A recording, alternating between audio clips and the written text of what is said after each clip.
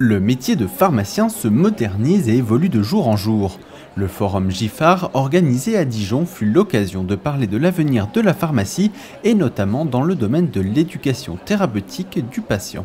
Il faut que le pharmacien puisse répondre à l'attente de ses patients, notamment pour les patients les plus fragiles. Quand on sort de l'hôpital et qu'on a une chimiothérapie à domicile, c'est important que le pharmacien puisse accompagner le traitement et sécuriser cette prise en charge à domicile. Quand on a une pathologie chronique, comme l'asthme ou comme le diabète, c'est important d'avoir quelqu'un à proximité, un professionnel de santé à proximité, qui puisse vous accompagner, vous expliquer et renforcer le message que vous a donné votre médecin ou votre spécialiste de la pathologie, parce que de temps en temps, bien, on oublie, on est moins attentif, et puis ça peut déraper, et on n'adhère plus à son traitement, et c'est là que les complications arrivent. Alors, je crois qu'il est particulièrement important de développer les 3 axes: dépistage, prévention et accompagnement des patients chroniques. Il était essentiel pour nous d'obtenir, dans le cadre conventionnel qui vient d'être signé, 2 premiers accompagnements.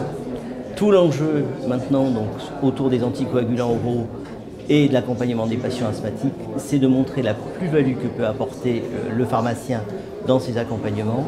Je pense qu'il faudra qu'on sera particulièrement attentif à l'évaluation des dispositifs qu'on met en place. Concernant l'accompagnement des patients, les pharmaciens seront amenés à passer des entretiens personnalisés afin de renforcer les messages. Absolument pas au comptoir, c'est sur rendez-vous dans un espace de confidentialité qui est prévu. Donc espace de confidentialité, c'est un espace isolé visuellement et phoniquement, permettant d'avoir un entretien qu'on a estimé aux alentours d'un quart d'heure, 20 minutes, avec le patient sur sa pathologie. Et à la sortie de cet entretien, ça permet de donner des informations au médecin, avec l'accord du patient, permettant de dire, mais voilà, là ça ne va pas du tout, son traitement n'est plus adapté, il le vit mal, il va falloir qu'on change de traitement. Il le vit bien, il y a cette zone qui est encore un petit peu grise qu'il faudra renforcer dans le prochain entretien.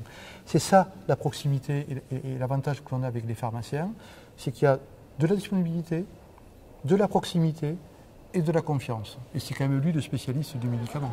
Ces nouveaux actes que pourront pratiquer les pharmaciens directement dans leur officine feront bien sûr l'objet d'une rémunération.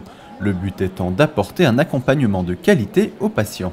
Quel est le message que l'on veut faire passer aux patients? On leur dit, voilà, vous avez un traitement qui est nouveau, un traitement qui est compliqué, qui nécessite un suivi biologique, qui nécessite une adaptation de posologie.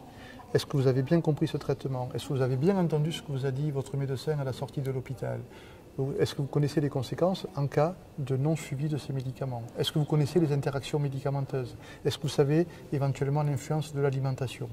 Des messages qui relèvent de la part d'un professionnel de santé à la fois du bon sens, mais également un message renforcé. Donc pour les AVK, pour les anticoagulants, comme pour l'asthme, mais comme de même pour le diabète, comme de même pour tous les risques cardiovasculaires, le pharmacien est en renfort de l'équipe, en renfort du médecin pour conforter le message. Il n'y a pas de compétition entre médecins et pharmaciens.